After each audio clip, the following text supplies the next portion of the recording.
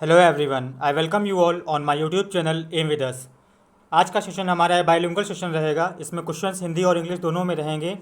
और आज के वीडियो में हम करेंगे आरआरबी एनटीपीसी सीबीटी 1 एग्ज़ाम जो हुआ था 13 जनवरी की पहली शिफ्ट में। इस शिफ्ट में आए हुए मैथ्स के सभी क्वेश्चंस का बेसिक सॉल्यूशन देखेंगे।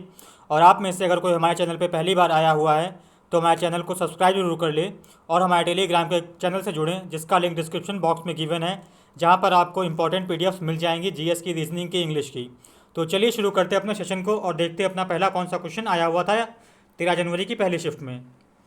तो जो पहला क्वेश्चन आया हुआ था, पहले मैं क्वेश्चन को इंग्लिश में पढ़ूंगा, फिर उसको हिंदी बताऊंगा, उसके बाद सॉल्यूशन देखेंगे। When a number is divided by 45, it leaves a remainder of 28. The remainder when the same number is divided by 15. किसी संख्या को 45 से भाग देने पर 28 शेषफल बचता है। अगर उसी संख्या को हम 15 से भाग दें तो शेषफल कितना बचेगा, हमें ये क्वेश्चन में बताना है। तो देखिए, पहले इसको भाग करते हैं तब कितना रिमाइंडर बचता है 28। अब इस बचे हुए 28 को अगर हम 15 से डिवाइड करें, बचे हुए रिमाइंडर को अगर 28 को अगर 15 से डिवाइड करें तो कितना रिमाइंडर हमारा बचेगा। तो देखिए 1 टाइम्स चला जाएगा और फिर कितना रिमाइंडर बचेगा, यहाँ से रिमाइंडर हमारा कितना बचेगा 13। तो 13 रिमाइंडर जो बचेगा यही हमारा आंसर होगा। तो ऑप्शन नंबर हमारा पहला इसका सही हो जाएगा। बढ़ते अपने अगले क्वेश्चन की तरफ। When cost price of X articles is equal to the selling price of Y articles, the profit is 25%. Then the ratio of X is to Y is। देखिए, X वस्तुओं का क्रय मूल्य Y वस्तुओं के विक्रय मूल्य के बराबर है और लाभ प्रतिशत 25% है। तो हमें बताना है X अनुपात Y का मान क्या होगा। देखिए, जो हमें गिवन है हम उसी चीज़ को लिखेंगे। तो यहाँ देखिए X आर्टिकल्स का CP है, तो हमने लिख दिया X आर्टिकल्स हो गए और इंटू CP हो गया। ये किसके बराबर है हमारे, ये बराबर है Y आर्टिकल्स इंटू SP के। तो यहाँ से अगर हम CP रेशियो SP निकालना चाहें तो क्या निकलेगा, CP अपॉन SP। तो ये हमारा क्या हो जाएगा, ये हमारा हो जाएगा Y अपॉन X। अब देखिए क्वेश्चन में हमें एक चीज़ और दे रखी है कि प्रॉफिट परसेंट हमारा 25%। तो 25% क्या होता है, वो हमारा होता है 1/4। इसका मतलब अगर CP हमारा 4 है, प्रॉफिट 1 होगा, तो SP हमारा कितना हो जाएगा, 4 + 1 5 हो जाएगा। तो देखिए CP की वैल्यू कितनी आ जाएगी, तो CP की वैल्यू यहाँ से आ जाएगी 4 और SP कितना हो जाएगा हमारा, ये हो जाएगा हमारा कितना 5। तो अब यहाँ से आप देखिए कि X रेशियो Y की वैल्यू क्या आ रही है, X रेशियो Y तो देखिए आ रही है 5:4। 5:4 इसका सही आंसर होगा और ऑप्शन नंबर 3 इसका सही हो जाएगा। और ये जो 13 जनवरी की पहले शिफ्ट थी, ये एक कठिन शिफ्ट में से एक है जो कि सर्वे के अकॉर्डिंग अभी तक का आया है। बढ़ते अपने अगले क्वेश्चन की तरफ। A boy does 1/4 of the work done by a man in the same time. 15 men complete a particular work in 17 days. If 3 men are replaced by 3 boys, the work will be completed in। देखिए, एक लड़का किसी आदमी के comparison में 1/4 काम करता है उतने ही समय में। 15 आदमी किसी काम को 17 दिन में कंप्लीट कर लेते हैं। अगर 3 आदमी 3 लड़कों के द्वारा स्थापित कर रिप्लेस कर दिए जाएँ तो हमें बताना है कि काम कितने दिनों में पूरा होगा। देखिए, ये हमारा हमने मान लिया कि ये हमारा हो गया मैन और ये हो गया बॉय। अब देखिए सेम टाइम में अगर लड़का 1/4 काम करता है तो इसका मतलब क्या होगा कि लड़का अगर एक काम करता है तो आदमी सेम टाइम में कितना काम करेगा, 4 काम करेगा। तो इसका मतलब ये इनका 4:1 जो हो गया, ये इनकी एफिशिएंसी का रेशियो हो गया 4:1। आदमी की एफिशिएंसी 4 है, बॉय की एफिशिएंसी 1 है। अब देखिए 15 आदमी किसी काम को 17 दिन में पूरा कर लेते हैं। टोटल वर्क हमारा कितना हो जाएगा, जो वर्क होगा वो क्या होगा MDS से। तो मैन हमारे हो गए 15, आदमी की एफिशिएंसी कितनी है, ये है इंटू 4 और फिर इंटू डेज। तो ये हमारा हो गया टोटल वर्क कितना हो गया 15 × 4 × 17। अब हमसे क्या कहा गया है कि अगर 15 आदमी रहते हैं उसमें से 3 आदमी हटा के 3 लड़के उसकी जगह रख देते हैं तो हमारे क्या बन जाएंगे। आप देखिए जो काम करने वाले होंगे वो हमारे होंगे कितने, 12 आदमी हो जाएंगे और प्लस 3 कितने हो जाएंगे, बॉय हो जाएंगे। तो इनकी एफिशिएंसी कितनी हो जाएगी, तो वो हो जाएगी 12 इंटू आदमी की एफिशिएंसी कितनी है 4 और प्लस 3 इंटू बॉय की एफिशिएंसी कितनी है 1। तो इनकी ओवरऑल एफिशिएंसी कितनी हो जाएगी, 12×4 = 48 और 3 कितना हो जाएगा, ये हो जाएगा हमारा 51। तो एफिशिएंसी कितनी आ जाएगी 51। अब देखिए इस टोटल काम को अगर 51 की एफिशिएंसी से काम किया जाएगा तो कितना टाइम लगेगा। तो अगर हम डिवाइड कर दें इसको इसकी कंबाइंड एफिशिएंसी से 51 से, तो हमें देखिए क्या मिलने वाला है। तो अगर हम इसको हम सिंप्लीफाई करें तो देखिए इसको 17 से काटें तो 17 × 51 3 टाइम चला जाएगा और फिर 3 से इसको काटें 15 को कितना जाएगा, 5 टाइम से आएगा। तो ये टाइम कितना बचेगा हमारे पास, 5 चक्कू 20, तो इस काम को कंप्लीट करने में कितना टाइम लगेगा, 20 दिन लगेंगे। और ऑप्शन दूसरा हमारा सही होगा। अगला क्वेश्चन है हमारा, the sum of two angles of a triangle is equal to its third angle, find the measure of the third angle. देखिए किसी त्रिभुज के दो कोणों का योग तीसरे कोण के बराबर है, तो हमें बताना है कि तीसरा कोण कौन सा है। तो हमने मान लिया हमारे 3 कोण हैं ए बी और सी। कौन कौन से कोण हैं, ए बी और सी, और दो कोणों का योग तीसरे के बराबर है, तो इसका मतलब ए प्लस बी की जो वैल्यू है वो सी कोण के बराबर है। और हमें पता होता है किसी भी त्रिभुज में तीनों कोणों का योग कितना होता है, सम कितना होता है, वो होता है 180। तो ये किसके बराबर हो जाएगा, 180 के। अब देखिए ए प्लस बी किसके बराबर है, सी के बराबर है, तो इसकी जगह हम सी पुट कर देंगे, तो क्या हो जाएगा, सी प्लस सी जाएगा 2c, और सी की वैल्यू फिर हमारी कितनी आ जाएगी, वो आ जाएगी हमारी 180/2, ये कितना हो जाएगा 90 डिग्री। तो 90 डिग्री तीसरा एंगल हमारा हो जाएगा, और ऑप्शन हमारा पहला सही होगा, 90 degree. A man completes a work in 15 days by working 4 hours per day for 5 days, 5 hours per day for 5 days and 6 hours per day for 5 days. If he works 8 days per hour with half an hour lunch break, he will complete the work in। देखिए एक आदमी किसी काम को 15 दिन में करता है। पहले 5 दिन वो हर दिन 4 घंटे काम करता है, फिर अगले 5 दिनों में वो हर दिन 5 घंटे काम करता है, फिर अगले अगले जो 5 दिन आएंगे उसमें वो हर दिन 6 घंटे काम करता है। तो इस तरह उसे 15 घंटे में काम को पूरा कर लेता है। अब कहा गया है कि अगर वो हर दिन 8 घंटे काम करे और उस 8 घंटे में वो आधे घंटे का ब्रेक शामिल हो, तो बताना है कि वो कितने दिन में काम को पूरा कर लेगा। देखिए मैन काम करता है 15 दिन में। पहले जो 5 दिन में थे उसने कितना काम किया, एक दिन में काम किया 4 घंटे। तो 5 दिन में कितना काम कर लेगा, तो ये हो जाएगा 4 × 5, तो कितने कितने यूनिट काम करेगा, ये काम करेगा 20 यूनिट। फिर अगले 5 दिन में देखिए 6 घंटे प्रतिदिन काम करता है, तो ये हो जाएगा 6 × 5 हो जाएगा, तो ये कितना हो जाएगा 30 यूनिट काम करेगा अगले 5 दिन में। फिर अगले 5 दिन में ये काम करता है कितना, ये काम करता है 5 घंटे काम करता है 5 दिन में, तो कितना हो जाएगा, ये हो जाएगा 25 यूनिट। तो टोटल जो ये काम करेगा वो कितने यूनिट काम करेगा, तो देखिए कितना हो जाएगा 30 20 50 और 25 75। तो कुल मिला के इसने 15 दिनों में 75 यूनिट काम किया, 75 यूनिट काम किया है इन 15 दिनों में। अब देखिए अब कहा गया है कि वो प्रतिदिन 8 घंटे काम करता है, 8 आवर काम करता है, और उसमें उसका हाफ एन आवर का लंच ब्रेक भी इंक्लूड है। अब देखिए लंच ब्रेक अगर हटा देंगे तो कितने घंटे काम करेगा, वो काम करेगा केवल कितना 7.5 घंटे। कितना 7.5 घंटे। एक दिन में अगर 7.5 घंटे काम करता है, 7.5 यूनिट काम करता है, कितने दिन में वो काम करता है, एक दिन में। एक दिन में काम किया है 7.5 यूनिट, तो 75 यूनिट कितने दिन में काम करेगा, तो यूनिटरी मेथड लगा देंगे यहाँ से, तो डायरेक्ट इसको अगर 10 से मल्टीप्लाई कर देंगे तो ये हमारा आ जाएगा 75 यूनिट, और इधर 10 से मल्टीप्लाई करेंगे तो कितना हो जाएगा, ये हो जाएगा हमारा 10 डेज। तो 75 यूनिट के काम को वो आधे घंटे का ब्रेक लेके वो 10 दिन में काम कंप्लीट कर देगा, और ऑप्शन हमारा पहला सही हो जाएगा।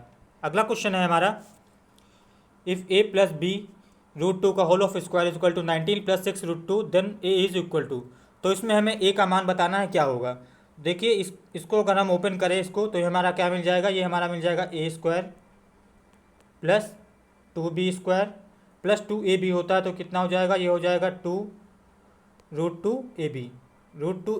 ये किसके बराबर हो जाएगा, ये बराबर हो जाएगा 19 + 6 √2 के। अब देखिए इन दोनों को अगर हम कंपेयर करें 2√2ab और 6 √2 को, तो यहाँ से एक चीज़ हमें मिल जाएगी। देखिए ab की वैल्यू हमें कितनी मिल जाएगी, ab की वैल्यू हमें मिल जाएगी 3। ab की वैल्यू अगर हमें 3 मिल गई है, अब देखिए 3 को हम क्या लिख सकते हैं, इसको हम लिख सकते हैं कितना, 1 × 3 के बराबर। अब a की वैल्यू या तो 1 होगी या तो 3 होगी। अगर a की वैल्यू हम 3 रखें, अगर a की वैल्यू अगर हम 3 रखें, तो a² + 2b² की वैल्यू हमें कितनी मिलनी चाहिए, मिलनी चाहिए 19 के बराबर। इसमें अगर हम a की वैल्यू कितनी रखें, 3, a की वैल्यू अगर हम रखें 3 और b की वैल्यू कितनी रखें, 1 रखें, तो देखिए a का स्क्वायर करेंगे, 3 का स्क्वायर कितना हो जाएगा 9, और +2 × 1 कितना हो जाएगा 2 हो जाएगा, तो हमें मिलेगा कितने 11 के बराबर। और मिलना कितना चाहिए, मिलना चाहिए हमारा 19। इसका मतलब a की वैल्यू 3 नहीं होगी, तो a की वैल्यू अब कौन सी हम दूसरी ले सकते हैं, दूसरी ले सकते हैं 1, क्योंकि वही हमारे पास अब केवल बची हुई है। तो a की वैल्यू कितनी हो जाएगी, a की वैल्यू हो जाएगी 1, और इसका ऑप्शन तीसरा सही होगा। अगला क्वेश्चन है हमारा, Ram is at a and Shyam is at b. They proceed towards each other simultaneously. After meeting each other in the way, Rakesh takes 2 hours to reach B and Shyam takes 8 hours to reach A. If the speed of Ram is 40 km/h, the speed of Shyam is। देखिए Ram point A से और Shyam point B से दोनों एक दूसरे की तरफ चलना शुरू करते हैं। एक दूसरे को मिलने के बाद रास्ते में राम 2 घंटे लेता है बी तक पहुंचने में और श्याम 8 घंटे लेता है ए तक पहुंचने में। अगर राम की स्पीड 40 किलोमीटर प्रति घंटा है तो हमें बतानी कि श्याम की स्पीड क्या होगी। तो हमने मान लिया कि ये हमारे 2 पॉइंट्स हैं ए और बी, ये हमारे पॉइंट्स हैं ए और बी। अब हमसे कहा गया है कि राम यहाँ पर है, पॉइंट ए पे है, राम पॉइंट ए पे है और श्याम कहाँ पे है, ये है पॉइंट बी पे।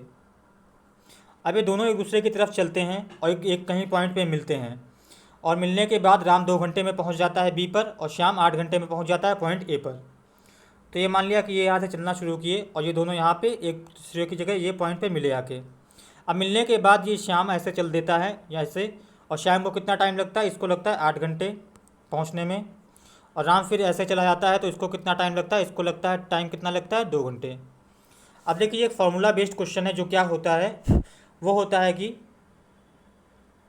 S1/S2 इज इक्वल टू होता है किसके बराबर, रूट ऑफ T2/T1 के, T2/T1। अब देखिए S1 को अगर हम यहाँ पे राम मान लें तो राम की स्पीड कितनी है, यहाँ पे राम की स्पीड हमें मिल है 40, शाम की हमें फाइंड करनी है तो ये हम लिख लिया शाम। और किसके बराबर हो जाएगा, ये बराबर हो जाएगा अंडर रूट T2 हमारा क्या होगा, शाम को कितना टाइम लग रहा है, इसको टाइम लग रहा है 8 घंटे और राम को कितना टाइम लग रहा है, 2 घंटे। तो ये हो जाएगा 8/2, इसको सिंप्लीफाई करेंगे तो 2 से काट देंगे तो हो जाएगा 4। अब देखिए अंडर रूट 4, ये कितना बचेगा, ये बचेगा हमारा 2। तो यहाँ से अगर हम सिंप्लीफाई करें तो शाम की स्पीड हमें कितनी मिल जाएगी, वो हमें मिल जाएगी 40/2। तो ये कितना हो जाएगा, 40/2 कितना हो जाएगा, ये हो जाएगा 20 किलोमीटर प्रति घंटा, 20 किलोमीटर पर आवर शाम की स्पीड हो जाएगी और ऑप्शन नंबर पहला हमारा सही होगा। अगला क्वेश्चन है हमारा, a laptop cost 27,000, you have to pay 15% extra to purchase an extended warranty of 2 years. What will be the final cost of the laptop if 6% GST must be paid on the whole? देखिए किसी laptop की कीमत 27,000 रुपये है और आपको 15% ज़्यादा देना पड़ता है अगर आप चाहते हैं कि उस पर 2 साल की वारंटी हमें मिल जाए। इन सब के बाद वारंटी देने के बाद आपको एक्स्ट्रा 6% देना पड़ेगा GST। तो हमें बताना है कि कुल मिलाकर हमने कितने पैसे में लैपटॉप को ख़रीदा है। तो देखिए इसका जो कॉस्ट प्राइस है वो हमारा कितना है, 27,000। तो ये हमने लिख लिया 27,000। अब इसमें हमें 15% एक्स्ट्रा देना पड़ेगा। तो 15% हमारा कितना होता है, 15% हमारा होता है 3/20। तो इसका मतलब 20 से अब 3 और एक्स्ट्रा देना पड़ेगा तो कितना देना पड़ेगा, 23 देना पड़ेगा। तो इंटू 23/20 हो जाएगा। अब उसके बाद क्या करते हैं, फिर से हमें 6% GST भी देना पड़ेगा। तो 6% हमारा कितना होता है, 6% हमारा होता है कितना, ये होता है हमारा 3/50, 3/50। इसका मतलब क्या होगा, तो 50 की अगर वैल्यू है तो इसमें 3 हमें और देना पड़ेगा। तो कितने देना पड़ेगा, 53 देना पड़ेगा और ये हमारा कितने पे /50 हो जाएगा। इसको अगर हम सॉल्व करके सिंप्लीफाई करेंगे तो हमारा आंसर मिल जाएगा कि हमें टोटल पैसा कितना देना पड़ा। तो देखिए नीचे अगर मल्टीप्लाई करें तो 20 × 50 हो जाएगा, 1000 हो जाएगा। तो 1000 से ये 3 जीरो कट जाएंगे, ये कट जाएगा, ये कट जाएगा। अब देखिए अब हम बढ़ते हैं अपने आंसर की तरफ और आंसर में हमें यूनिट डिजिट देखिए क्या मिलती है। तो 3 3 9 9 63, आखिरी में 3 आना चाहिए। तो 3 आएगा तो हमारा ऑप्शन नंबर 2 कट जाएगा, ऑप्शन नंबर 4 कट जाएगा। अब 2 ऑप्शन हमारे पास बचते हैं और ये हमारे पास नियर ऑप्शंस हैं तो इनको हम अप्रॉक्सीमेट नहीं कर सकते, इसके लिए हम इसको मल्टीप्लाई ही करेंगे। तो मल्टीप्लाई करने के लिए देखिए हम क्या करते हैं, इसको मल्टीप्लाई करेंगे तो 27 यहाँ कितना होता है, ये हमारा होता है 81। कैरी कितना लगेगा 8, 27 दूना 54 हो जाएगा और 54 और 8 कितना हो जाएगा, ये हो जाएगा हमारा 62, 62। तो ये हमारा हो जाएगा 621 और इसको मल्टीप्लाई कर लेंगे 53 से। 53 से मल्टीप्लाई करेंगे तो देखिए हमारा 3 भी मिलेगा, ये हमारा 6 मिलेगा। फिर अगली बार मल्टीप्लाई करेंगे तो हमारा कितना मिलेगा, ये मिलेगा 5। आखिरी में देखिए हमें क्या मिलने वाला है, तो आखिरी में ये हमें मिलेगा 3 और ये हमें मिलेगा 1। तो आखिरी में हमें 13 मिलना चाहिए। तो आखिरी में देखिए पहले वाले ऑप्शन में 93 है, 13 नहीं है तो ये भी हमारा कट जाएगा। फिर देखिए इसमें हमें 13 मिल रहा है तो यही हमारा सही आंसर होगा, ऑप्शन नंबर 3 हमारा सही होगा, 32913 से इसका सही आंसर होगा। अगला क्वेश्चन है हमारा, if the speeds of a train in 10 consecutive hours are A1 A2 A3 A9 and A10 then the average of the train is. देखिए 10 घंटों में किसी ट्रेन की चाल है वो A1 A2 A3 A9 और A10 है, तो हमें बताना है कि उसकी औसत चाल क्या होगी। तो देखिए औसत चाल इसकी जो होगी वो इसके अर्थमेटिक मीन के बराबर होगी। ये बेसिक सा क्वेश्चन है, इसमें कुछ बताने लायक नहीं है और इसका सही आंसर हो जाएगा ऑप्शन नंबर 3। अगला क्वेश्चन है हमारा, in a bucket milk and water are mixed in the ratio 2:1। If the ratio of milk to water is to be 1:2, the quantity of water to be added to the mixture is. देखिए किसी bucket में, बाल्टी में दूध और पानी का अनुपात दो अनुपात एक था। अब हम चाहते हैं कि उसमें दूध और पानी का अनुपात 1:2 हो जाए, तो हमें बताना है कि हमें पानी की कितनी मात्रा मिलानी होगी इस मिश्रण में। तो देखिए इनिशियल में जो इनका रेशियो दे रखा था, ये हमारा हो गया मिल्क, ये हमारा कौन क्या होगा, ये वाटर हो गया। तो इनिशियल रेशियो है वो रेशियो कितना है, 2:1 है। और फाइनल इसमें हम कुछ पानी मिलाते हैं तो ये रेशियो कितना हो जाता है, 1:2 हो जाता है, 1:2। अब देखिए इसमें हमने मिलाया है किसको, हमने मिलाया है पानी को, इसीलिए हम मिल्क का जो रेशियो होगा उसको हम सेम करेंगे। तो सेम करने के लिए क्या करेंगे, इसको हम 2 से मल्टीप्लाई कर देंगे। तो अब उसके बाद जो हमारा रेशियो बनेगा वो हमारा क्या बन के आएगा, तो देखिए ऊपर वाले को तो हमने कुछ नहीं किया तो हमारा 2:1 हो जाएगा, और नीचे वाले को हमने 2 से मल्टीप्लाई किया तो ये कितना हो जाएगा, ये बन जाएगा 2, और ये मिल जाएगा हमारा 4। अब देखिए मिल्क का रेशियो सेम हो गया, ऊपर नीचे 2 2। अब यहाँ से देखिए 3, ये पानी वाला रेशियो क्या हो गया, 1 से 4 हो गया, क्या हो गया, 1 से 4 हो गया। तो यहाँ पे हमने कितने यूनिट पानी मिलाया, ये मिलाया 3 यूनिट पानी, कितने, 3 यूनिट पानी। अब देखिए शुरुआत में अगर हमारा बाल्टी में दूध और पानी मिला हुआ था, कितना था, दूध था हमारा 2 यूनिट, पानी था हमारा 1 यूनिट, तो कुल मिला के पूरे बाल्टी की क्वांटिटी कितनी थी, ये थी हमारी 3 यूनिट। 3 यूनिट हमारी बाल्टी की क्वांटिटी थी, कैपेसिटी थी, और 3 यूनिट ही हमें पानी मिलाना पड़ रहा है इस रेशियो को कन्वर्ट करने के लिए। तो इसका मतलब जितनी बाल्टी की कैपेसिटी थी उतना ही हमें पानी उसमें और मिलाना पड़ेगा। इसका मतलब क्या हो जाएगा, 1 फुल बकेट के बराबर 1 बाल्टी पानी, और ऑप्शन नंबर 2 हमारा सही हो जाएगा। अगला क्वेश्चन है हमारा, in an election candidate got 75% of total valid votes. If 15% of the total valid votes were declared invalid and the total number of votes is 5,60,000, then the number of valid votes polled in favor of A is। देखिए किसी election में candidate ए को valid vote का 75% votes मिलते हैं। अगर 15% vote अवैध घोषित हो जाते हैं और टोटल वोट्स 5,60,000 है, तो हमें बताना है कि ए को कितने वैलिड वोट्स मिले, वैध वोट कितने मिले हैं ए को। तो देखिए अगर हम माने तो देखिए टोटल वोट्स हमें कितने दे रखे हैं, वो दे रखे हैं हमारे 5,60,000, तो ये हमारे हो गए 5,60,000। अब इसमें से देखिए कहा गया कि 15% वोट्स डिक्लेयर्ड इनवैलिड, 15% अवैध हो जाते हैं, तो वैध कितने बचेंगे। अब देखिए 15% हमारा कितना होता है, वो हमारा होता है 3/20। अब 3 अवैध हो गए 20 में से, तो कितने बटे, ये बचे हमारे 17, तो कितना हो जाएगा, इंटू 17/20। ये तो हमारे हो गए कितने, ये हमारे हो गए वैलिड वोट्स। अब वैलिड वोट्स में से ए को कितने मिलते हैं, 75%, तो 75% कितना होता है, 3/4, तो ये हम कर देंगे 3/4। तो इतने वोट्स ए को मिलेंगे, वैलिड वोट्स को मिलेंगे। अब बस इसको हमें सिंप्लीफाई करना है। तो देखिए इस 0 से 0 को काट देंगे सबसे पहले, फिर 4 दूना 8 हो जाएगा, और फिर 8 से काटेंगे तो कितना हो जाएगा, ये हमारा हो जाएगा 7।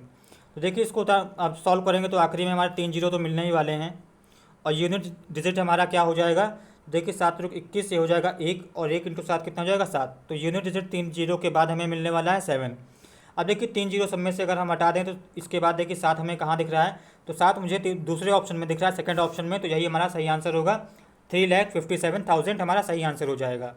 अगला क्वेश्चन है हमारा, the ratio of the perimeter of the length of a rectangle is 5:1। If the area of the rectangle is 216 centimetre square, the length of the rectangle is. तो देखिए इसमें हमें गिवन है कि किसी आयत का परिमाप और उसकी लंबाई का अनुपात 5:1 है। अगर उसका क्षेत्रफल 216 सेंटीमीटर स्क्वायर है, तो हमें बताना है कि उस आयत की लंबाई क्या होगी। तो देखिए अगर हम इसके लेंथ और ब्रेड्थ मान लें एल और बी हैं, तो इसका पेरीमीटर कितना हो जाएगा, तो पेरीमीटर हो जाएगा 2l+b। इसका रेशियो फिर किसके साथ है, इसके लेंथ के साथ, तो रेशियो l हो जाएगा। और ये किसके बराबर दे रखा है हमें, ये बराबर दे रखा है 5:1 के, तो इसको हम डबल कर देंगे तो हमारा कितना हो जाएगा, ये हमारा हो जाएगा 10:2, क्योंकि इसको मल्टीप्लाई करने से कोई फ़र्क नहीं पड़ेगा। अब देखिए यहाँ से अगर हम देखें, अगर हम अब देखिए 2l+b हमारा किसके बराबर है, 10 के बराबर है, तो l+b किसके बराबर हो जाएगा, l+b रेशियो l जो होगा वो हमारा किसके बराबर हो जाएगा, ये बराबर हो जाएगा 5:1 के। किसके बराबर हो जाएगा, 5:2 के। ये हमारे किसके बराबर हो जाएगा, 5:2 के। अब देखिए एल हमें यहाँ पे दे रखा है, एल हमें दे रखा है, ये हमारा 2 यूनिट है, तो l+b हमारा कितना है, l+2b है हमारा 5 यूनिट। तो यहाँ से अगर b हमारा कितना हो जाएगा, b हमारा हो जाएगा कितना, 3 यूनिट। कितना हो जाएगा, 3 यूनिट। अब देखिए 3 और 2 को हम इसको x से कर लेते हैं, तो एरिया हमारा कितना होता है, एरिया होता है हमारा l × b के बराबर। l हमारा कितना है, ये हमारा है 2x इंटू बी हमारा कितना है, ये हमारा है 3x। ये किसके बराबर हो जाएगा, ये बराबर हो जाएगा 216 के। अब यहाँ से अगर x की वैल्यू सॉल्व करेंगे तो x की वैल्यू में कितने मिलेगी, वो हमें मिलेगी 6। x की वैल्यू अगर 6 मिल गई तो हमें क्या बताना है, इसकी लंबाई लेंथ बतानी है। तो लेंथ देखिए हमने 2 यूनिट माना था 2x, तो 2x की वैल्यू कितनी हो जाएगी, ये हो जाएगी 2 × 6। और ये किसके बराबर हो जाएगा, ये बराबर हो जाएगा 12 सेंटीमीटर। 12 सेंटीमीटर इसका सही आंसर होगा। और ऑप्शन हमारा कौन सा सही होगा, ऑप्शन चौथा हमारा सही होगा। अगला क्वेश्चन है हमारा, the sides of a parallelogram are 3x + 2 and 5x + 2। It has a perimeter of 44 centimetre and an area of 64 centimetre square. The value of the acute angle between its sides in degrees is. देखिए कोई समानांतर चतुर्भुज है जिनकी sides 3x + 2 और 5x + 4 है और उसका परिमाप 44 सेंटीमीटर है और उसका क्षेत्रफल 64 सेंटीमीटर स्क्वायर है। तो हमें बताना है कि उसकी भुजाओं के बीच का जो न्यून कोण होगा उसका मान डिग्री में क्या होगा। तो देखिए सबसे पहले हम बना लेते हैं अपना समानांतर चतुर्भुज, जो कि हमें पता होता है कि इसमें जो आमने सामने की साइड्स होती हैं वो पैरेलल होती हैं और एक दूसरे के बराबर होती हैं। तो ये हमारा हो गया एक पैरेललोग्राम हो गया। अब इसमें एक साइड दे रखी है हमारी है 5x + 4, तो सामने वाली भी साइड इसकी कितनी हो जाएगी, ये वाली भी 5x + 4 हो जाएगी। और ये साइड हमारी कितनी है, ये हमारी है 3x + 2, तो इसके सामने वाले साइड ये वाली भी इसकी 3x + 2 हो जाएगी। अब देखिए इसका परिमाप कितना हो जाएगा, तो परिमाप इसका कितना हो जाएगा, देखिए परिमाप हो जाएगा इसका, ये देखिए 5x और 3x, ये कितना हो जाएगा 8x, क्योंकि ये दोनों के बराबर है। उसका डबल कितना हो जाएगा, डबल हो जाएगा 16x, तो ये हमारा हो जाएगा 16x प्लस 4 और 2 6, 6 का डबल कितना हो जाएगा 12, तो ये इसका हो जाएगा परिमाप। और ये परिमाप किसके बराबर हो जाएगा, 44 के। ये अगर 44 के बराबर हो जाएगा तो x की वैल्यू हमें कितनी मिल जाएगी, यहाँ से x की वैल्यू हमें देखिए मिल जाएगी 2, x की वैल्यू में मिल गई 2। x की वैल्यू अगर 2 मिल गई तो इसकी साइड्स कितनी हो जाएंगी, तो इसमें अगर x की वैल्यू 2 पुट कर दें तो ये कितना, 3 दूना 6 दूनी 8, ये कितनी हो जाएगी, ये साइड हमारी हो जाएगी 8। और ये वाली हमारी कितनी साइड हो जाएगी, 5 दूनी 10 और 4 14, ये हमारी साइड हो जाएगी 14। और न्यून कोण हमने माना कि इनके बीच का कितना है, ये हमारा है थीटा, ये हमारा थीटा। अब देखिए अगर 8 वाली साइड को हम अगर a मान लेते हैं और 14 को अगर हम b मान लेते हैं तो इसका एरिया कितना होता है, तो इसका एरिया जो होता है वो हमारा होता है a × b × sin थीटा, ये इसका एरिया का फॉर्मूला होता है। तो यहाँ से अगर हम sin थीटा की वैल्यू निकालें, sin थीटा की अगर वैल्यू निकालें तो हो जाएगा एरिया, तो एरिया हमारा कितना है 64 अपॉन AB, तो AB हमारा कितना है 8 × 14। तो इसको अगर सॉल्व करें तो 8 से काटेंगे तो हमारा कितना जाएगा, ये हमारा जाएगा 8 टाइम्स। फिर इसको 2 से काटेंगे तो हमारा कितना हो जाएगा, ये हमारा हो जाएगा 4 और ये हमारा हो जाएगा कितना 7। तो साइन थीटा की वैल्यू हमारी आ गई है 4/7। अब देखिए इसको आगे सॉल्व करने के लिए ये इसकी रेंज क्या होगी, उसको कैसे हम सॉल्व करेंगे। अब देखिए हमारी साइन थीटा की वैल्यू हमें क्या मिल चुकी है, वो हमें मिल चुकी है 4/7। अगर 4/7 को हम थोड़ा सा और सॉल्व करें तो हमारा कितना ये बन जाएगा, मिलेगा, तो देखिए मिलेगा पॉइंट, ये मिलेगा कितने टाइम्स जाएगा, तो ये देखिए जाएगा हमारा 7 × 5 = 35, 5 बार जाएगा और फिर बचेगा 5, तो जाएगा 50 और 7 × 7 = 49, तो ये मिल जाएगा हमारा 0.57।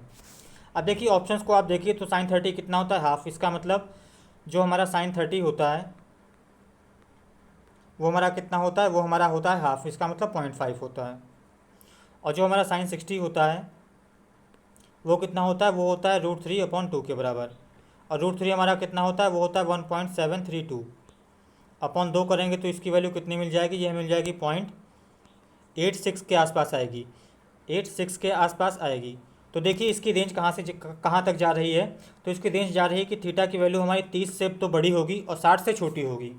अब इसी ऑप्शंस को हम देखते हैं ये किस ऑप्शन में हमारा है, 30 से बड़ी होगी और 60 से छोटी होगी, इस रेंज में हमारा आंसर में होना चाहिए।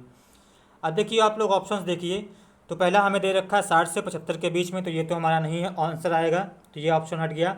लेस देन 30, तो 30 से तो बड़ा ही होना चाहिए और हमारा 60 से छोटा होना चाहिए, तो ग्रेटर देन 75, तो ये भी नहीं होगा। तो फिर बचता है हमारे पास क्या, बिटवीन 30 से 60, तो यही हमारा सही आंसर होगा, ऑप्शन नंबर 2 हमारा सही हो जाएगा। हमारा अगला क्वेश्चन है, a rectangle has a length 3 metre more than its width and a perimeter numerically equal in value to its area, the integral part of the value of its diagonal is. देखिए किसी आयत की लंबाई उसकी चौड़ाई से 3 metre ज़्यादा है और उसका परिमाप उसके एरिया के बराबर है। तो हमें बताना है कि जो उसका डायगोनल है, जो उसका विकर्ण है, उसका विकर्ण में इंटीग्रल वैल्यू उसकी क्या होगी, तो ये हमें बताना है।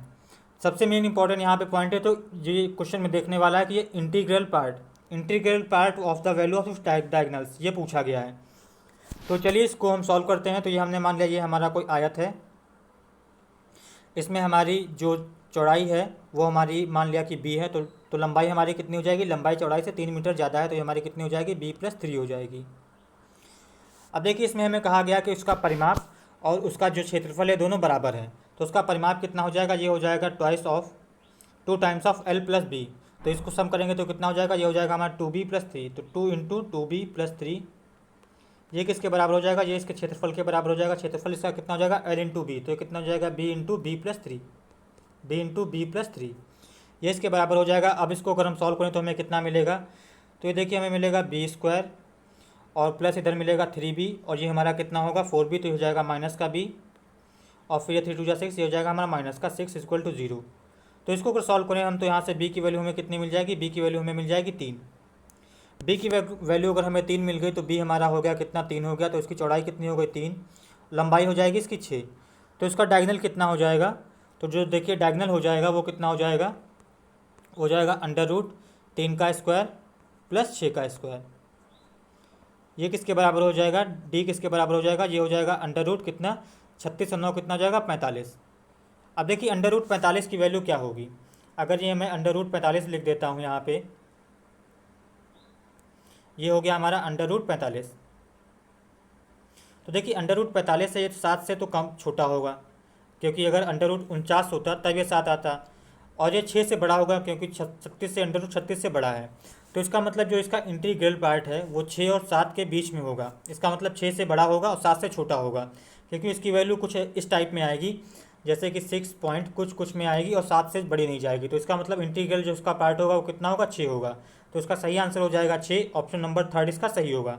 अगला क्वेश्चन है हमारा the ratio in lowest terms of 4 7 6 7। तो इसको हमें बताना है कि इसको अगर सरल करते जाएँ, सिंप्लीफाई करते जाएँ तो इसकी किस में चेंज हो जाएगा।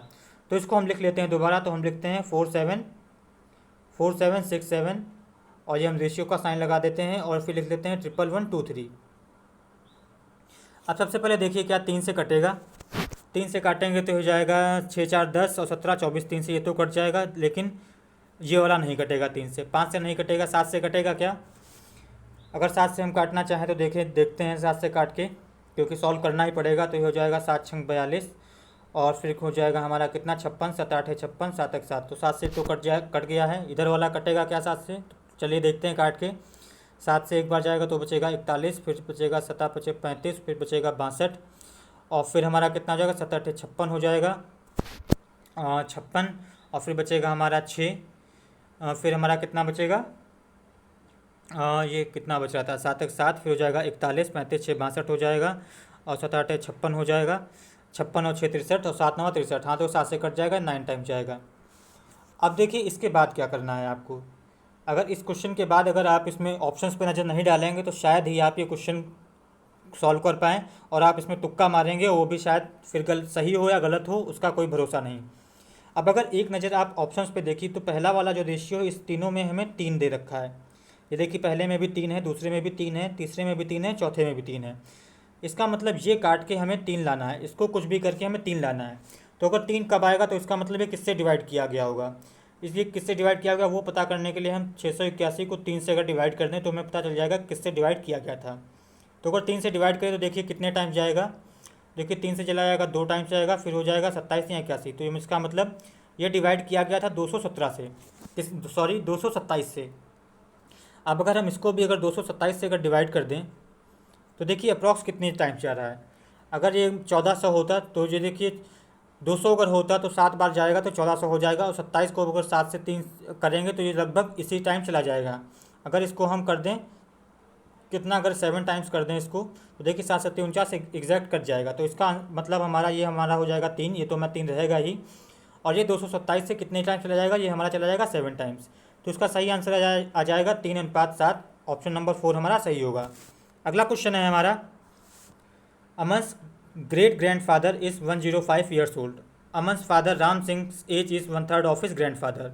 5 years ago, when Aman was born, Ram Singh's mother was double the age of Ram Singh. What is the difference between the age of Aman and Ram Singh? देखिए अमन के बाबा की उम्र 105 साल है और अमन के पापा राम सिंह की एज की आयु उसके बाबा की उम्र के 1/3 है। 5 साल पहले अमन का जन्म हुआ था और उस टाइम राम सिंह की माँ की उम्र राम सिंह की एज के दोगुना थी। तो हमें बताना है कि अमन और राम सिंह के बीच में आयु का अंतर कितना है। तो देखिए, ये हम मान लेते हैं कि ये हमारे अमन के ग्रैंडफादर हैं और ये हमारे हो गए अमन के फादर राम सिंह, और ये खुद हो गया अमन। अब देखिए ग्रैंडफादर की एज कितनी है, ये है 105। राम सिंह की एज कितनी है, इनकी ग्रैंडफादर की एज की 1/3 है, 1/3 है। तो 105 को 1/3 करेंगे तो कितना आ जाएगा, ये हमारा आ जाएगा 35। ये कितना आ जाएगा 35। अब देखिए जब अमन पैदा हुआ था तो राम सिंह के मदर की एज 5 ईयर्स एगो, 5 साल पहले अमन पैदा हुआ था। तो इसका मतलब इस समय अमन की एज कितनी है, ये हमारी हो जाएगी 5, क्योंकि ये 5 साल ही पैदा पहले हुए थे। तो इस समय उम्र कितनी होगी, 5 साल होगी। अब क्वेश्चन में हमें बताना है कि अमन और राम सिंह के बीच की उम्र बीच का अंतर कितना है। तो देखिए राम सिंह की एज है 35, अमन की एज है कितनी, 5 है। तो इन दोनों का बीच का अंतर कितना है, डिफरेंस कितना है, तो वो हमारा है 30 ईयर्स। तो इसका सही आंसर है 30 ईयर्स और ऑप्शन 2 हमारा सही हो जाएगा। आगे की स्टेटमेंट्स फालतू की दी हुई, ये पढ़ने की ज़रूरत नहीं है। बढ़ते हैं अपने अगले क्वेश्चन की तरफ। The greatest number of 4 digits which is divisible by 15, 20, 25 and 45 is. देखिए 4 संख्याओं की सबसे बड़ी संख्या कौन सी होगी जो 15, 20, 25 और 45 से पूर्णतः विभाजित होती हो। तो देखिए ये डिजिट फाइंड करने के लिए हम इन सबका एलसीएम फाइंड करेंगे। तो एलसीएम इसका कितना हो जाएगा, एलसीएम हो जाएगा 45 इंटू 25 के लिए देखिए 5 आ चुका है तो 5 एक और हमें चाहिए होगा। 20 के लिए 5 आ चुका है, 4 एक चाहिए होगा, और 45 में 15 तो आ ही चुका होगा। तो एलसीएम इसका कितना हो जाएगा, 5 एक को 20 और 45 90, तो कितना हो जाएगा 900 हो जाएगा। तो जो हमारा नंबर होगा वो हमारा किस फॉर्म में होगा, वो होगा 90 इंटू के। अब के की वैल्यू हम रखते जाएंगे और 4 डिजिट में हम सबसे बड़ा फाइंड कर लेंगे। तो देखिए अगर के की वैल्यू अगर हम 12 रख देते हैं, के की वैल्यू अगर 12 रख दें, के की वैल्यू 12 रख दें, कितना हो जाएगा, 12 नवैया कितना होता है 108 होता है, फिर 2 जीरो। तो देखिए ये कितने डिजिट में पहुंच जाएगा, ये हमारा पहुंच जाएगा 5 डिजिट में। तो ये हम नहीं ले सकते। अब हम के के बराबर अगर 11 रख दें, के की वैल्यू को 11 रख दें तो कितना हो जाएगा, 11 9 99 हो जाएगा और फिर 00।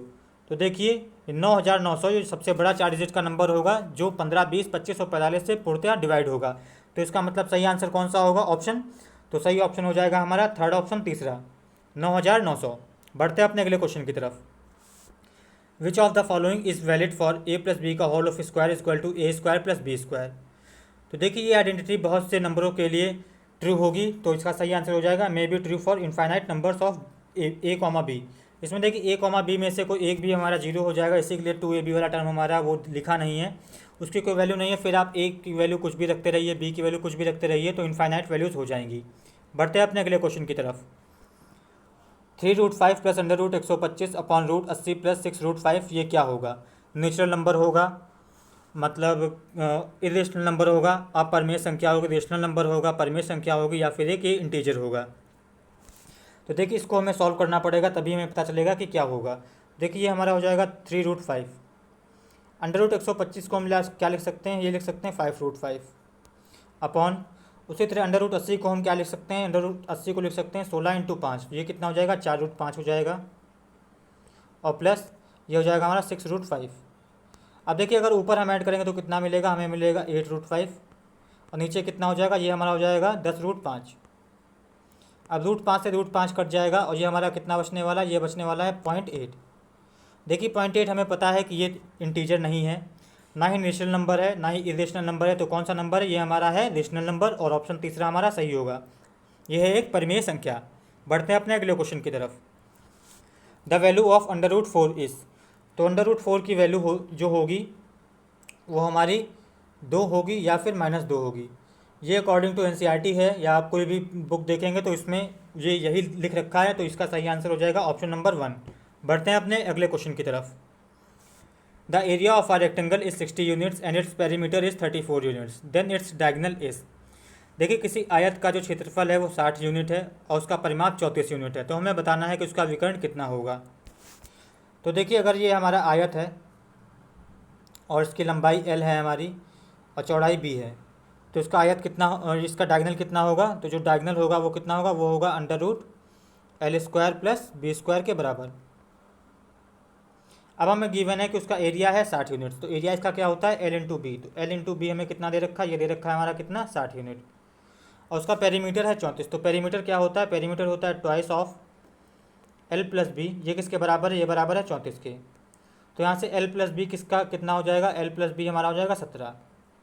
अब देखिए ये हम हिट एंड ट्रायल मेथड से करेंगे। 17 को हम अगर लिखना चाहें और तो किस में लिख सकते हैं, अगर हम लिख सकते हैं 5 और 12 में, 5 प्लस 12 करेंगे तो हमारा 17 आ जाएगा, और 5 और 12 को अगर मल्टीप्लाई करेंगे तो हमारा 60 मिल जाएगा। तो इसका मतलब ये हमारी इस कंडीशन को सेटिस्फाई कर रहा है। तो इसका मतलब लेंथ हमारी कितनी हो गई, ये हमारी हो गई 12, और ब्रेथ कितनी हो गई, ब्रेथ हो गई हमारी 5। अब देखिए ये 90 डिग्री होता है और ये फेमस ट्रिपलेट है 5 12 13 का। तो डायगनल इसका कितना हो जाएगा, डायगनल कितना हो जाएगा, डायगनल हो जाएगा 13 यूनिट। तो इसका सही आंसर हो जाएगा 13 यूनिट्स, और ऑप्शन सेकेंड हमारा सही होगा। If x percentage of y and y percentage of z then, तो हमें बताना है कि किसके बराबर होगा। तो देखिए x percentage of why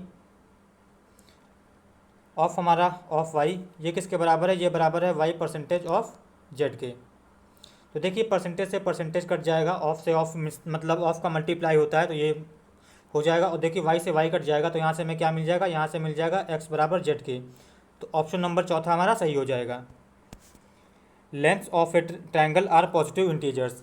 if two of its sides measure 6 centimetre and 3 centimetre then the number of such distinct triangles is. देखिए किसी त्रिभुज की जो साइड्स हैं, जो भुजाएं हैं, वो पॉजिटिव इंटीजर्स हैं, और उनकी दो भुजाएं 6 सेंटीमीटर और 3 सेंटीमीटर हैं। तो हमें बताना है कि तीसरी साइड में क्या कौन कौन से साइड्स ले सकते हैं और इसको मिला के कितने त्रिभुज बन सकते हैं। तो हमें बताना है त्रिभुजों की नंबर संख्या कितनी होगी जो बन सकते हैं। तो देखिए ये एक क्वेश्चन है जो बेस्ड है ट्रायंगल्स की इनइक्वलिटी प्रॉपर्टी पे, जो क्या होती है, अगर हमारी ट्रायंगल की 3 साइड्स हैं ए बी और सी, तो इसमें इनइक्वलिटी जो होती है वो ये होती है कि दो साइड्स का अगर हम अंतर ले लें ए माइनस बी पॉजिटिव के साथ, तो इससे हमेशा बड़ी होगी तीसरी साइड की लेंथ, और ये तीसरी साइड की लेंथ हमेशा छोटी होगी बाकी की दो भुजाओं के योग के बराबर, इनके सम के बराबर। तो बस इसी प्रॉपर्टी को हमें यूज़ करना है। तो देखिए एक हमें दे रखा है 6 और एक दे रखा है 3।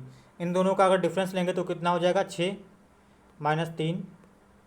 इससे सी की वैल्यू बड़ी होगी और इससे छोटी किससे होगी, ये छोटी होगी 6 प्लस 3 से। तो इसका मतलब जो सी की वैल्यू होगी वो 3 से बड़ी होगी और 9 से छोटी होगी। अब देखिए 3 से बड़ी होगी तो 3 से बड़ी कितनी होगी, 4 होगी, और इंटीजर्स कहा गया है तो 4 होगी। फिर कौन सा आएगा इंटीजर अगला, 5 आएगा, फिर 6 आएगा, फिर 7 आएगा, फिर 8 आएगा। अब 9 नहीं ले सकते क्योंकि 9 हमारा सी से छोटा रहेगा सी की वैल्यू। तो ये कितने नंबर टोटल हमारे आ गए, देखिए 1 2 3 4 5। तो कितने नंबर से ऐसे ट्रायंगल्स बन जाएंगे हमारे, 5 बन जाएंगे, और ऑप्शन नंबर पहला हमारा सही हो जाएगा। अगला क्वेश्चन है हमारा, let n be the greatest number such that 1300, 4660 and 6900 are divided by n. The remainder is the same. The sum of digits in n is। देखिए n कोई सबसे बड़ा नंबर है और उसको जब विभाजित करते हैं 1300 को उससे करते हैं, 4660 को करते हैं, और 6900 को डिवाइड करते हैं जब n से, तो हर बार जो शेषफल आता है वो सेम आता है, मतलब एक जैसा ही आता है। तो हमें बताना है कि जो n जो संख्या है उसमें जो डिजिट्स होंगी उनके सम ऑफ डिजिट्स कितना होगा। तो देखिए इस क्वेश्चन में बेसिकली जो हमें करना है वो इन तीनों सम का हमें HCF फाइंड करना है, मतलब कि मासापा फाइंड करना है। और फिर जब जो भी आएगा उसमें हम देख लेंगे कि उसकी सम ऑफ डिजिट्स क्या है। देखिए मासापा फाइंड करने के लिए, HCF फाइंड करने के लिए हम क्या करते हैं, इन सब का डिफरेंस देखते जाते हैं। तो 1300 और 4660 में कितना डिफरेंस हो जाएगा, तो ये देखिए हमारा डिफरेंस कितना आने वाला है, ये हमारा आने वाला है 3360। अब देखिए 4660 और 6900 में कितना डिफरेंस आएगा, तो देखिए आ जाएगा हमारा 0, और फिर ये में से 10 में से 6 जाएगा, ये बचेगा हमारा 4, और फिर ये 8 में से 6 जाएगा, कितना बचेगा 2, और फिर हमारा क्या बचेगा, और फिर हमारा 5 में से 4 जाएगा तो हमारा कितना बचेगा, सॉरी ये 6 में से 4 जाएगा तो कितना बचेगा, ये बचेगा हमारा 2। अब देखिए अब अगर हम फिर से डिफरेंस लेते हैं कौन से, पहला और तीसरे के बीच में, 1300 और 6900 के बीच में डिफरेंस कितना आएगा, तो देखिए आ जाएगा हमारा 0, फिर 0 आएगा, और फिर देखिए 9 में से 3 जाएगा, ये बचेगा 6, और फिर 6 में से 1 जाएगा तो कितना बचेगा 5। अब देखिए ये डिफरेंस आ गया। अब अगर हम इसमें अगर HCF नहीं मिल पा रहा है तो हम फिर से इनको डिफरेंस में आगे बढ़ाएंगे। तो अगर आगे हम डिफरेंस लेंगे तो देखिए इनके बीच का डिफरेंस कितना हमें मिलेगा। तो इसके बीच का डिफरेंस देखिए हमें मिल रहा है कितना, 1120 मिल रहा है। और इनके बीच का डिफरेंस कितना हमें मिल रहा है, तो ये हमें मिल रहा है 0। और फिर ये हमें मिलेगा कितना, 6। और फिर ये हमें कितना मिलेगा, 5 में से 3 जाए 2 जाएगा तो बचेगा 3, और ये बचेगा 3। फिर पहले और तीसरे में डिफरेंस कितना बचेगा, तो ये देखिए हमारा बचेगा 0। और फिर ये बचेगा हमारा 4। और फिर हमारा बचेगा 2। और फिर बचेगा कितना, 2। तो ये हो जाएगा 2240। अब देखिए फिर से डिफरेंस लेंगे हम इसके में, तो कितना देखिए आएगा हमारा। वैसे हमारा SCF मुझे दिख रहा है, शायद आप लोगों को भी दिख रहा होगा, क्योंकि देखिए ये हमारा 1120 है। और ये हमारा क्या है, ये हमारा 1120 इंटू 3 है, 1120 इंटू 3 के बराबर है।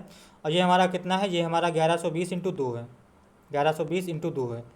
अब देखिए इनके गैप में जो हम डिफरेंस निकाल रहे हैं, इसमें 1120 सब में कॉमन मिल रहा है। देखिए पहले में 1120 मिल रहा है, दूसरे में भी 1120 मिल रहा है, तीसरे में भी 1120 मिल रहा है। इसका मतलब जो हमारा HCF है वो हमारा निकल के आ गया, वो कितना है हमारा, वो हमारा 1120। अब देखिए 1120 में अगर सम ऑफ डिजिट्स करेंगे इसका तो कितना आ जाएगा, देखिए 1 + 1 + 2 + 0। इसको ऐड करेंगे तो हमारा कितना आ जाएगा, 1 2 और 2 2 4। तो सम ऑफ डिजिट्स कितना आ जाएगा, 4 आ जाएगा, और ऑप्शन नंबर फर्स्ट हमारा सही हो जाएगा। अगला क्वेश्चन है हमारा, I student erroneously multiplied a number by 2/5 instead of 5/2. The percentage error in the calculation is। देखिए एक छात्र ने गलती से गुणा कर दिया 2/5 से, जबकि उसे गुणा करना था 5/2 से। तो हमें बताना है कि इसमें एरर परसेंटेज कितनी हुई होगी। तो देखिए इस क्वेश्चन को, इसको गुणा किससे करना था, वो गुणा करना था 5/2 से, लेकिन गलती से उसने गुणा किससे कर दिया, गुणा कर दिया 5/2 से। अब देखिए इसमें हम क्या करते हैं, दोनों को क्रॉस मल्टीप्लाई करते हैं, उनका डिफरेंस लेते हैं। क्रॉस मल्टीप्लाई करेंगे तो हमारा कितना हो जाएगा, 25 25 और माइनस 2 2 4, तो इसका डिफरेंस हो गया अपॉन कितना हो जाएगा, 5 × 5 25। परसेंटेज फाइंड करने के लिए इंटू 100 कर देंगे। अब देखिए 25 - 4 कितना बचेगा हमारा, ये बचेगा 21। और 25 से काटेंगे तो कितना हो जाएगा, ये 4 हो जाएगा। अब 21 × 4 कितना होता है, 84 होता है, 84%। तो इस क्वेश्चन को ऐसे अगर करेगा ये स्टूडेंट तो एरर कितनी आएगी, 84% की आएगी, और ऑप्शन नंबर दूसरा हमारा सही होगा। अगला क्वेश्चन है हमारा, ये जो गिवन नंबर है ये एक नेचुरल नंबर है, रेशनल नंबर है, इंटीजर है या इरेशनल है। तो एक परिमेय संख्या है या अपरिमेय संख्या है, इंटीजर है या फिर प्राकृतिक संख्या है। देखिए ये हमें दिख रहा है कि ये ख़त्म नहीं हो रही है और ना ही रिपीट अपने आप को खुद को कर रही है। तो ये कौन सी कैसी संख्या होगी, ये एक इरेशनल संख्या होगी, अपरिमेय संख्या होगी, और ऑप्शन नंबर चौथा हमारा सही होगा। अगला क्वेश्चन है हमारा, a man bought a horse for a certain amount and he sold it at a loss of 8%। If he had received 1800 more he would have gained 14 whole 1/2%। The cost price of the horse is. देखिए एक आदमी एक घोड़े को किसी कीमत पर ख़रीदता है और उसे 8% के नुकसान पे बेच देता है। अगर उसको 1800 रुपये और ज़्यादा मिले होते बेचने से, तो उसको 8% के नुकसान के बजाय 14.5% का मुनाफा हो गया होता। तो हमें बताना है कि उस घोड़े का क्रय मूल्य क्या था। अब देखिए पहले उसे लॉस हो रहा था कितने का, 8% का। पहले लॉस हो रहा था कितने का, -8% लॉस का। बाद में उसे मुनाफा होने लगा 14.5% का, 14.5% का। तो देखिए इनके बीच का 14.5% का, तो इनके बीच का जो अंतर की जो गैप आया ये कितना है। देखिए पहले 8.5 का लॉस हो रहा था, फिर 14.5% का मुनाफा होने लगा, तो अंतर कितना हो गया, तो अंतर हो गया 14.5 और 8 कितना हो गया, 22 और 0.5। तो इनके बीच का अंतर हो गया 22.5%। ये 22.5% का जो अंतर आया ये कब आया, ये आया है 1800 रुपये जब हमें ज़्यादा मिल रहे थे। तो इसका मतलब क्या हो गया, हमारा जो 22.5% की जो वैल्यू दे रखी है क्वेश्चन में, वो हमें दे रखी है किसके बराबर, 1800 के बराबर। अब देखिए अगर इसको हम 9 से काटेंगे, ये डेसिमल हटाएंगे तो इधर एक 0 बढ़ जाएगा। अब इसको अगर हम 9 से काटें तो ये कितना हो जाएगा, ये जाएगा हमारा 25 बार, तो ये हो जाएगा 25% की वैल्यू कितनी हो जाएगी, 9 से काटेंगे तो कितना जाएगा, 9 दूनी 18, ये हो जाएगा हमारा 2000। अब देखिए क्योंकि फाइंड करना है विक्रय मूल्य CP, तो CP हमने कितना माना हुआ है, वो हमने माना हुआ है 100%। अब 25 से 100 लाने के लिए इंटू 4 करते हैं, तो इधर भी हमें इसको 4 गुना करना पड़ेगा। तो 2000 इंटू 4 कितना, ये किसके बराबर हो जाएगा, ये बराबर हो जाएगा 8000, 8000। तो इसका CP कितना हो जाएगा, 8000, और ऑप्शन नंबर तीसरा हमारा सही हो जाएगा। अगला क्वेश्चन है हमारा, the SCF and LCM of 36 and N are 9 and 180 respectively, N is equal to. देखिए HCF बोले तो क्या होता है, मासापा और लासापा 36 और n का कितना है 9 और 180 है, तो n का मान हमें बताना है। तो देखिए ये फॉर्मूले पे बेस्ड क्वेश्चन है। वो क्या होता है फॉर्मूला, वो फॉर्मूला होता है कि first number into second number, इन दोनों का गुणनफल किसके बराबर होता है, इनके एचसीएफ और एलसीएम के गुणनफल के बराबर, एचसीएफ इंटू एलसीएम। अब देखिए फर्स्ट नंबर हमें एक अंदर तो जो दे रखा है वो कितना है, वो है हमारा 36 और दूसरा है हमारा n। तो हम ये लिख सकते हैं 36 इंटू एन, ये किसके बराबर होता है एलसीएम इंटू एचसीएफ, तो किसके बराबर हो जाएगा 9 इंटू 180 के। अब देखिए 36 पंचे 180 होता है, तो यहाँ से कितना n की वैल्यू मिल जाएगी, n की वैल्यू में मिल जाएगी 9 इंटू 5, ये कितना हो जाएगा 45। तो इसका सही आंसर हो जाएगा 45 और ऑप्शन तीसरा हमारा सही होगा। If the numbers x and y are such that x ratio y is equal to 4:5, if x is more than z by 20%, then y will be more than z by. देखिए दो संख्याएं x और y का अनुपात 4:5 है। अगर x z से 20% ज़्यादा है तो हमें बताना है कि y z से कितने परसेंट ज़्यादा है। तो हमने ये तीन संख्या लिख लें, ये हमारी हो गई x, ये हमारी हो गई y और ये हमारी हो गई z। अब इनका अनुपात क्या दे रखा है, ये दे रखा है 4:5। तो ये हमने मान लिया ये हमारी हो गई 4 और ये y हो गई हमारी 5। अब दे रखा है कि x z से 20% ज़्यादा है। अब इसमें कहा गया है कि जो x है वो 20% ज़्यादा है, तो 20% कितना होता है, 20% होता है 1/5। इसका मतलब यूनिट में देखा जाए, अगर z 5 यूनिट है तो x हमारी कितनी 6 यूनिट है। तो z की वैल्यू कितनी हो जाएगी, z की वैल्यू हो जाएगी 4 इंटू 5/6, क्योंकि z की वैल्यू है 5 यूनिट और x की वैल्यू है 6 यूनिट। अब देखिए हमसे क्वेश्चन में पूछा गया y और z के बारे में, किसके y और z के बारे में पूछा गया है। तो हम अब क्या करेंगे, x को भूल जाएंगे और y z का रेशियो निकालेंगे। तो y z का रेशियो निकालेंगे, देखिए 5 से 5 कट जाएगा और ये 2 टाइम्स हो जाएगा और ये हमारा कितना हो जाएगा 3 टाइम्स हो जाएगा। इसको क्रॉस मल्टीप्लाई करेंगे तो y हमारा कितना आ जाएगा, ये आ जाएगा हमारा 3 यूनिट और z हमारा कितना आ जाएगा 2 यूनिट आ जाएगा। अब देखिए हमसे कहा क्या पूछा गया, y will be more than z by. अब देखिए y कितना ज़्यादा है z से, तो हमें दिख रहा है कि z से कितना ज़्यादा है, 1 यूनिट ज़्यादा है तो 1 ज़्यादा है, और y से ज़्यादा है तो y कितना है 2 है। तो 1/2 परसेंटेज फाइंड करने के लिए क्या करेंगे, इंटू 100 कर देंगे और इसको 2 से काटेंगे तो कितना हो जाएगा, ये हो जाएगा 50। तो कितना ज़्यादा है, ये ज़्यादा है 50%, 50%। और ऑप्शन हमारा कौन सा, ऑप्शन फोर्थ हमारा सही होगा, चौथा ऑप्शन। बढ़ते हैं अपने अगले क्वेश्चन की तरफ। The semicircle of area 1250 pi centimetre square is inscribed inside a rectangle.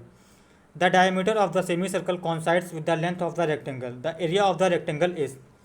देखिए कि एक अर्धवृत्त का जो क्षेत्रफल है वो 1250 पाई सेंटीमीटर स्क्वायर है और ये एक आयत के अंदर बना हुआ है, और जो वृत्त का व्यास है वो आयत की लंबाई के बराबर है। तो हमें बताना है कि जो आयत है उसका क्षेत्रफल क्या है। तो ये देखिए ये डायग्राम मैं बनाता हूँ सबसे पहले। तो ये हमने माना कि ये हमारा एक आयत है। अब इस आयत में एक अर्धवृत्त है, तो अर्धवृत्त का जो डायमीटर है, जो व्यास है, वो इसकी लेंथ के बराबर है। तो इसका मतलब जो हमारा पेरीमीटर, जो हमारा सेमी सर्कल है वो कैसे बना हुआ है, कुछ इस तरीके से बना हुआ है। इसको मैं थोड़ा अच्छा बनाता हूँ, रुकिए थोड़ा सा फिर से ही बनाता हूँ इसको। तो ये हमने मान लिया कि ये हमारा आयत है। अब इसमें एक सेमी सर्कल बना हुआ है, तो ये देखिए ये सेमी सर्कल हो गया, अरे बन जाओ, ये हमारा सेमी सर्कल हो गया। और ये इसका क्या है, ये डायमीटर है, व्यास है, तो इसका मतलब यहाँ पे इसका कहीं सेंटर रहा होगा। ये इसका अगर सेंटर मान लें तो ये हमारा आर हो जाएगा, ये आर हो जाएगा। तो ये भी देखिए ये भी हमारा आर के बराबर होगा। तो इसका मतलब इसकी ब्रेड्थ कितनी है, वो आर है, और इसकी लेंथ कितनी है, ये 2r है। अब देखिए हमें दे रखा है कि इसका एरिया कितना है, 1250 पाई है। तो सेमी सर्कल का जो एरिया होता है वो कितना होता है, पाई आर स्क्वायर बाय 2। क्या होता है, पाई आर स्क्वायर अपॉन 2। ये किसके बराबर है, ये बराबर है 1250 पाई के, 1250 पाई। तो देखिए पाई से पाई कट जाएगा और यहाँ से अगर आर स्क्वायर की वैल्यू कितनी आ जाएगी, 1250 इंटू 2 कितना हो जाएगा, 2500 के बराबर। तो यहाँ से देखिए अगर आर की वैल्यू कितनी हो जाएगी, तो आर की वैल्यू हो जाएगी √2500, तो कितना हो जाएगा, ये हो जाएगा हमारा 50। तो आर की वैल्यू हमने निकाल ली है, ये हमारी कितनी आई है, ये हमारी आ गई है 50। तो ये हमारी हो गया 50 और लेंथ इसकी कितनी हो जाएगी, ये 2r के बराबर है, तो कितना हो जाएगा, ये हो जाएगा हमारा 100।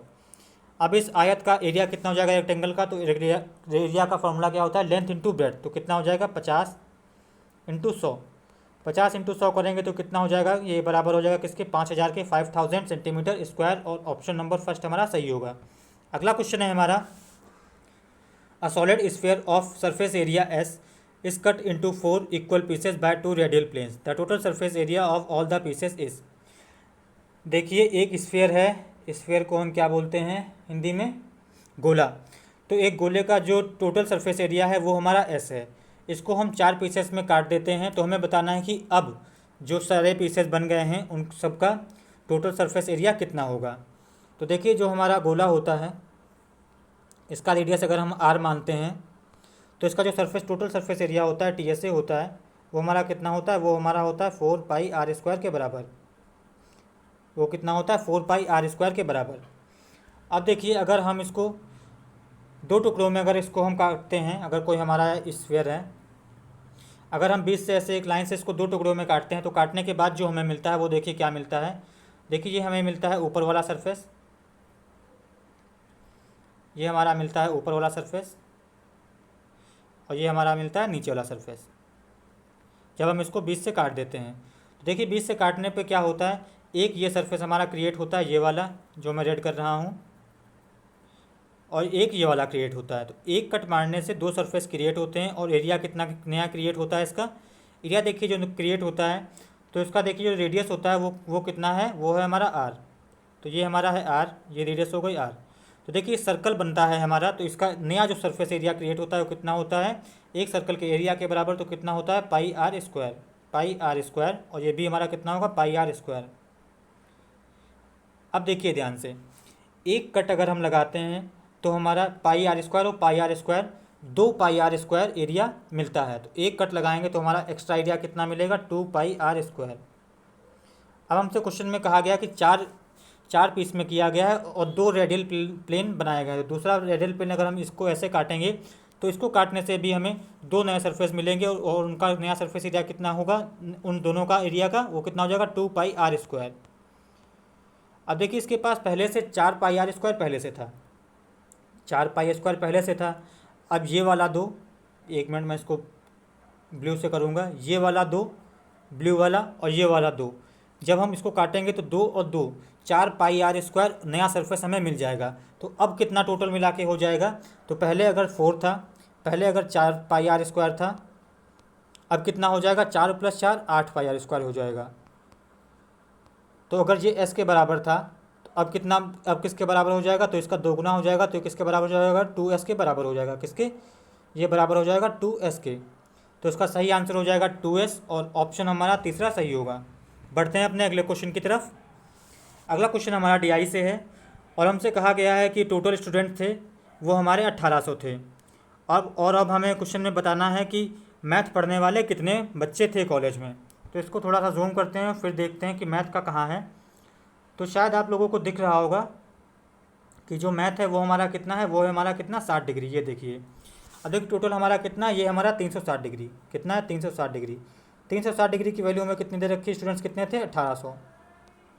अब हमें 60 की निकालनी है, तो इसको अगर हम 6 से डिवाइड कर दें दोनों साइड से तो हमारा कितना मिल जाएगा, ये हमारा हो जाएगा 60 डिग्री। और इसको 6 से डिवाइड करेंगे तो कितना हो जाएगा, ये हो जाएगा हमारा 300। तो 60 डिग्री की वैल्यू आ जाएगी हमारी 300। तो इसका मतलब मैथ पढ़ने वाले जो स्टूडेंट्स थे उनका नंबर कितना था, वो था 300। तो इसका सही आंसर होना चाहिए 300, और 300 सही ही है। और इसका ऑप्शन कौन सा सही होगा, ऑप्शन हमारा तीसरा सही हो जाएगा। अगला क्वेश्चन है हमारा, अगला क्वेश्चन फिर से हमारा इसी डीआई से है, और इसमें हमसे कहा गया है कि अगर पॉलिटिकल साइंस के बच्चे हटाकर उन जितने भी बच्चे पॉलिटिकल साइंस हैं उनको हम टोटली हटा देते हैं और उनको हम बराबर बराबर बांट देते हैं हिस्ट्री और मास कम्युनिकेशन में, तो हमें बताना है कि मास कम्युनिकेशन में कितने बच्चे बढ़ गए होंगे। तो सबसे पहले देखते हैं कि पॉलिटिकल साइंस में आखिर बच्चे थे कितने। तो पॉलिटिकल साइंस में थे कितने, 12 डिग्री। अभी टोटल कितने थे पॉलिटिकल साइंस में थे कितने, 12 डिग्री। अब इन 12 यूनिट के स्टूडेंट्स को हम हिस्ट्री और मास कम्युनिकेशन में बराबर बराबर बांट देते हैं। तो बराबर बराबर बांटेंगे तो कितना बांटेंगे, 6 डिग्री और 6 डिग्री, 6 डिग्री और 6 डिग्री बांटेंगे। तो ये 6 डिग्री की एक्स्ट्रा स्टूडेंट्स हो जाएंगे मास कम्युनिकेशन में जब हम बांटेंगे।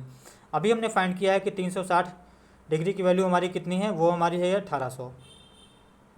अब हमें 6 डिग्री चाहिए, तो इसको अगर हम दोनों साइड से 60 से अगर डिवाइड कर दें, अगर दोनों साइड को 60 से डिवाइड करें तो हमें कितना मिल जाएगा, ये मिल जाएगा 6 डिग्री।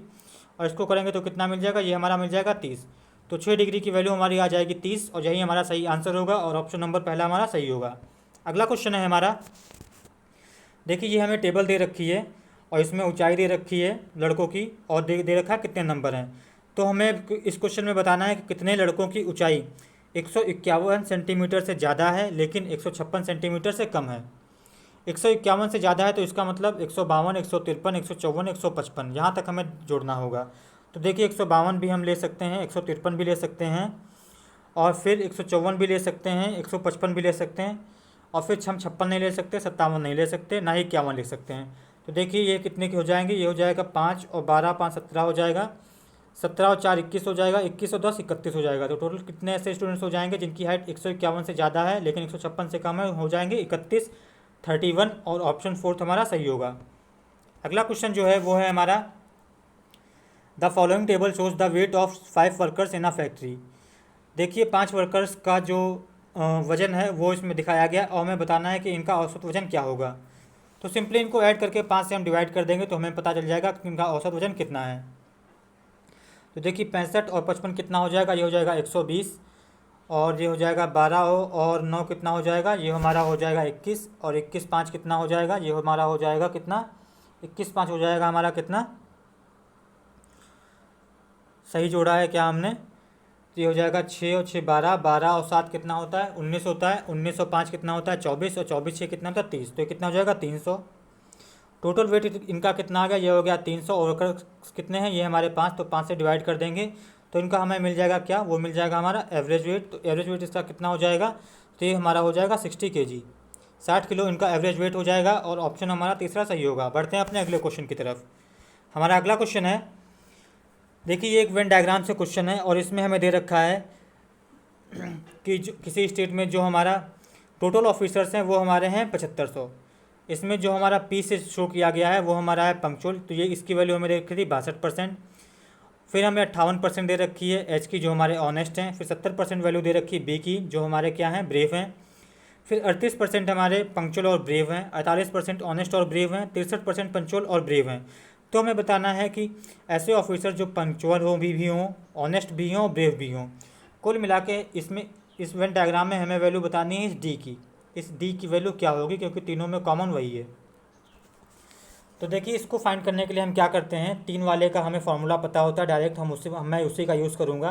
तो टोटल अगर हमने मान लिया कि हमारे 100% थे तो इसका फॉर्मूला क्या होता है, सबसे पहले तो इन सबको ऐड कर दो पी एच और बी को। तो ये कितने हो जाएंगे 62 प्लस 58 प्लस 70 और फिर माइनस कर देते हैं 2 के कॉमन वाले। तो 2 के कॉमन वाले कौन कौन से हैं, तो पहला हमारा है 38, दूसरा है हमारा 48 और फिर तीसरा है हमारा कौन सा है, हमारा है 36, तो -36। और जो हमें फाइंड करना है ये हमारा प्लस x हो जाता है। ये फार्मूला बेस्ड क्वेश्चन है, आप लोग फार्मूला इसका देख भी सकते हैं। अब देखिए अगर इसको हम सॉल्व करें तो हमारा क्या होगा, ये हमारा होगा 100 इक्वल टू ये किसके बराबर होगा, तो ये देखिए बराबर हो जाएगा 6 और 5 11 और 11 और 7 कितना होता है, 11 7 18 और 1 19 से हो जाएगा 190। और ये हमारा हो जाएगा माइनस, ये माइनस करके कितना आ जाएगा, ये देखिए 8 6 8 8 16, 16 6 कितना हो जाएगा 22 हो जाएगा, यहाँ से लगेगा कितना 2 और ये कितना हो जाएगा हमारा 6 और 4 10, ये कितना हो जाएगा 12 122 और ये हो जाएगा प्लस एक्स। यहाँ से एक्स अगर फाइंड करें तो हमारा कितना आ जाएगा, ये हमारा कितना आने वाला है, तो ये देखिए हमारा हो जाएगा 122 माइनस 90, तो कितना बचेगा 9 3 12, तो कितना हो जाएगा 32। तो x की वैल्यू हमारी कितनी हो जाएगी, ये हो जाएगी हमारी 32% और ऑप्शन हमारा कौन सा सही होगा, ऑप्शन दूसरा हमारा सही होगा। बढ़ते हैं अपने अगले क्वेश्चन की तरफ। तो अगला क्वेश्चन नहीं है फ्रेंड्स, इस तरीके से हमने 13 जनवरी की पहली शिफ्ट में आए हुए सभी मैथ्स के क्वेश्चंस कर लिए हैं। आप सभी लोग कमेंट करके बताएं कि आपको सेशन कैसा लगा और आप लोग इस सेशन को ज़्यादा से ज़्यादा अपने दोस्तों के साथ शेयर कीजिए। Thanks for watching the video, have a good day.